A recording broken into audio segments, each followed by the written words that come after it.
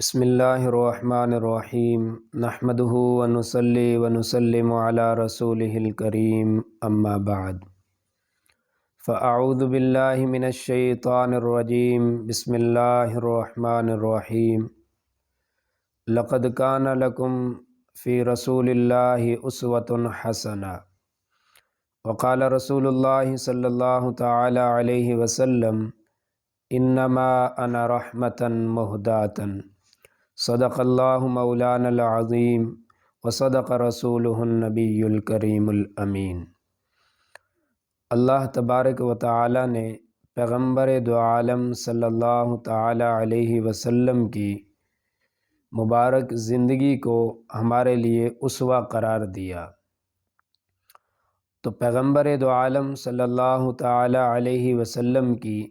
زندگی مجموعی طور پر دو حصوں میں تقسیم ہے۔ ایک آپ کا وہ زمانہ ہے جو نبوت سے قبل کا ہے، اور ایک وہ زمانہ ہے جو نبوت کے بعد کا ہے۔ پھر نبوت کے بعد کا زمانہ بھی مکی زندگی پر مشتمل ہے، 13 سالہ، اور پھر 10 سالہ مدنی زندگی پر ہے۔ تو ہماری آج کی اس نشست میں آپ صلی اللہ تعالی علیہ وسلم کی نبوت سے قبل کا جو زمانہ ہے تو اس کے اوپر کچھ روشنی ڈالنے کی کوشش کروں گا۔ پیغمبر دو عالم صلی اللہ تعالی علیہ وسلم ربیع الاول کے 9 یا 12 تاریخ کو دنیا میں تشریف لائے، اور انگریزی مہینے کے اعتبار سے اپریل کا مہینہ تھا، اور اس کی 20 یا 22 تاریخ تھی، اور 571 عیسوی یہ آپ کے دنیا میں آنے کی تاریخ ہے۔ بہرکیف آپ صلی اللہ تعالی علیہ وسلم دنیا میں تشریف لائے۔ بنو ہاشم بنو قریش آپ کا خاندان ہے۔ عبد المطلب کے خاندان میں آپ پیدا ہوئے۔ آپ کے والد محترم کا نام حضرت عبداللہ بن عبد المطلب ہے، اور آپ کی والدہ ماجدہ کا نام حضرت آمنہ بنت وہب ہے۔ آپ کا ددیال جو تھا اس کا تعلق مکۃ المکرمہ سے تھا، اور آپ کا ننیال جو ہے اس کا تعلق مدینہ المنورہ سے ہے۔ حضرت آمنہ بنت وہب رضی اللہ تعالی عنہا کے بطن اطہر سے آپ پیدا ہوئے ہیں، اور آپ کی دنیا میں تشریف آوری جو ہے وہ تمام لوگوں سے بڑی مختلف ہے۔ احادیث کی کتابوں میں جو ہمیں ملتا ہے کہ پیغمبر دو عالم صلی اللہ تعالی علیہ وسلم کی جب ولادت ہوتی ہے تو آپ صلی اللہ تعالی علیہ وسلم کی والدہ ماجدہ کے ساتھ بھی بڑے عجیب و غریب واقعات رونما ہوتے ہیں، اور آپ کی اپنی ذات کے حوالے سے بھی بڑے واقعات رونما ہوتے ہیں۔ اختصار کے ساتھ میں چند واقعات آپ کی خدمت میں عرض کر دیتا ہوں۔ حضرت آمنہ رضی اللہ تعالی عنہا فرماتی ہیں جب کہ ابھی آپ اپنی والدہ ماجدہ کے بطن اطہر کے اندر ہیں،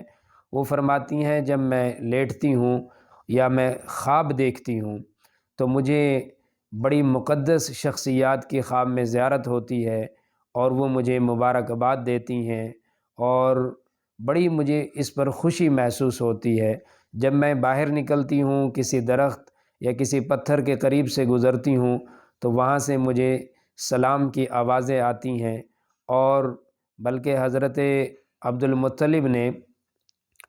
آپ صلی اللہ علیہ وسلم کی جو دادی جان تھی ان سے ایک مرتبہ فرمایا کہ دیکھو ہمارے عرب کا کلچر یہ ہے کہ جو عورت بیوہ ہو جائے، اس کا خاوند فوت ہو جائے تو وہ خوشبو نہیں لگاتی، تو آپ حضرت آمنہ سے پوچھو کہ وہ خوشبو کہاں سے لگاتی ہیں۔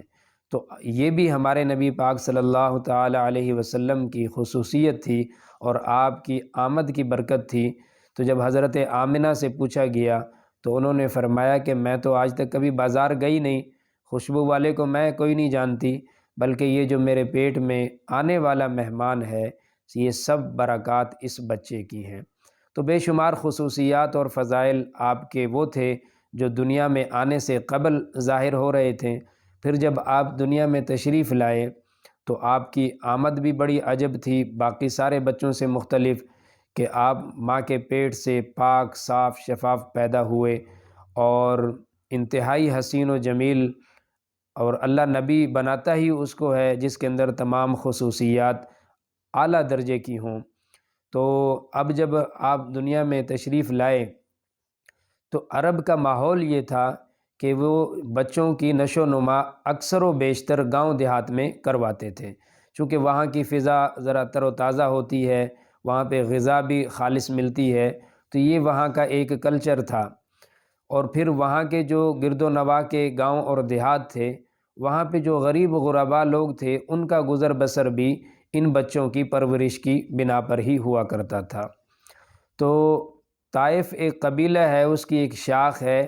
بنو سعد بن بکر، اس قبیلے سے ایک خاتون کا تعلق تھا جس کو تاریخ حلیمہ سعدیہ کے نام سے یاد کرتی ہے۔ تو بنو بکر بن سعد قبیلے کی خواتین مکۃ المکرمہ کا سفر کرتی ہیں اسی غرض سے، تو ان میں حضرت حلیمہ سعدیہ رضی اللہ تعالی عنہا بھی ان کے ساتھ ہوتی ہیں۔ حضرت حلیمہ بنت زویب یہ ان کا پورا نام ہے، اور یہ اپنے خاوند کے ہمراہ حضرت حارث بن عبد العزیٰ کے ساتھ یہ مکہ کا سفر کرتی ہیں۔ انتہائی کمزور سواری ہے ان کے پاس، بعضوں نے لکھا ہے کہ کمزور دبلی پتلی اونٹنی پہ، بعض فرماتے ہیں کہ خچر پہ سوار تھیں، بعضوں نے گدھا بھی لکھا ہے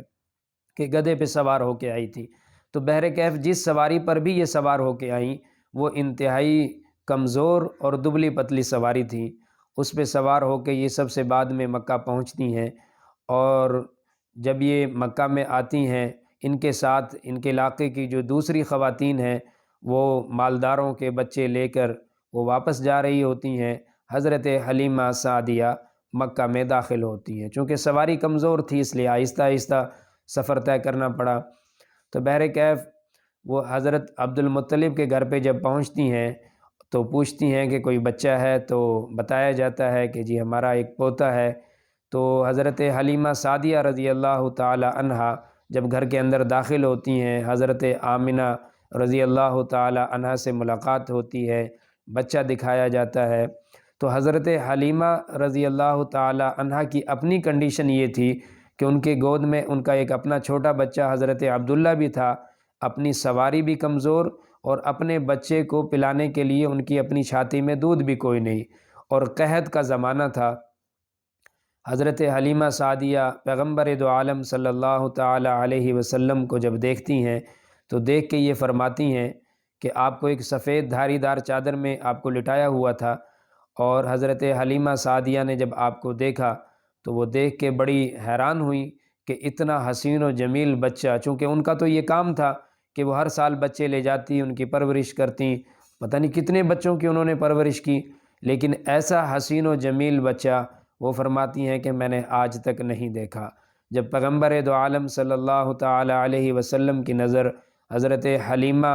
بنت زویب پہ پڑتی ہے تو آپ ان کو دیکھ کے ہلکا سا مسکراتے ہیں، اور حضرت حلیمہ ان کو پیغمبر دو عالم صلی اللہ علیہ وسلم کو گود میں اٹھاتی ہیں، سینے سے لگاتی ہیں، ساری بات چیت طے ہوتی ہے، کیا معاوضہ کیا لینا اور کیا دینا سب طے ہونے کے بعد حضرت حلیمہ بنت زویب اب اللہ کے نبی کو لے کر اب واپسی کا ارادہ کرتی ہیں۔ تو حضرت حلیمہ اللہ کے نبی کو اپنے خاوند کے حوالے کرتی ہیں، اور حضرت حارث بن عبد العزیٰ ان کے پاس اپنا بچہ بھی ہے جو حضرت حلیمہ کے شوہر ہیں، ان کا اپنا بیٹا عبداللہ بھی ہے، اور پیغمبر دو عالم صلی اللہ تعالی علیہ وسلم بھی ہیں۔ اب انہوں نے ان دونوں بچوں کو سواری کے پیچھے بٹھایا، یعنی اپنے پیچھے، چونکہ سواری انہوں نے چلانی تھی اس لیے وہ خود آگے بیٹھے۔ اب جب سواری کو اٹھایا اور چلانے کے لیے تو اب سواری کھڑی نہ ہو، تو جب سواری کھڑی نہ ہوئی تو غیب سے انہوں نے ایک آواز سنی، کوئی کہنے والا یہ کہہ رہا تھا کہ جس ہستی کے پیچھے چل کر لوگوں کو منزل ملے گی اس کو تم نے پیچھے کر دیا اور خود آگے بیٹھ گئے تو تمہاری سواری کیسے چلے گی؟ اس پاک معصوم بچے کو آگے بٹھاؤ اگر تم نے اپنی سواری کو چلانا ہے۔ تو حارث بن عبد العزیٰ نے پیغمبر دو عالم صلی اللہ تعالی علیہ وسلم کو آگے کیا، اور سواری ایک دم کھڑی ہوئی اور چلنا شروع کر دیا، اور وہ سواری جس پہ یہ حضرات سوار ہو کے آئے تھے جو انتہائی لاغر اور کمزور تھی، پیغمبر دو عالم صلی اللہ تعالی علیہ وسلم کے سوار ہوتے ہی وہ موٹی تازہ بھی ہو گئی اور اس کی چال بھی بدل گئی۔ اب جب یہ یہاں سے روانہ ہوئے تو وہ قافلہ بنو سعد بن بکر کی قبیلے کی وہ خواتین جو مکہ میں آئی تھیں، جب حضرت حلیمہ داخل ہو رہی تھیں، وہ جا رہی تھیں، تو اب یہ جب مکہ سے نکلتے ہیں تو راستے میں ان کو یہ